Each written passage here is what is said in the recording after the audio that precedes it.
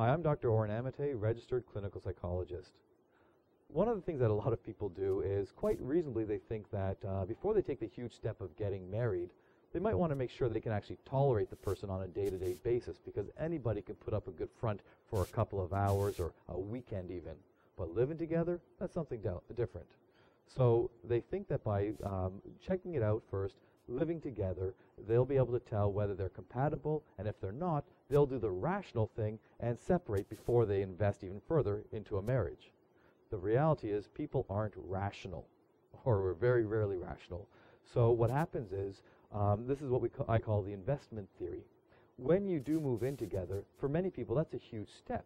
You've packed everything up, or you've allowed someone to come into your home, and you've shared a life together, you've purchased things together, and a lot of people are afraid to look at themselves or to be seen by others as foolish, and they say, you spent so much time in this relationship, you've lived it together, you moved in, and so you shared a life, why would you separate now? So people think, well, unconsciously they think, I'm going to make an even bigger investment. What they end up doing is, well, what bigger investment can you think of than marriage? Or, God forbid, having children.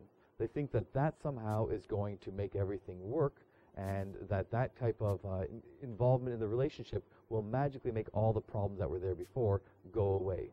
That's not true.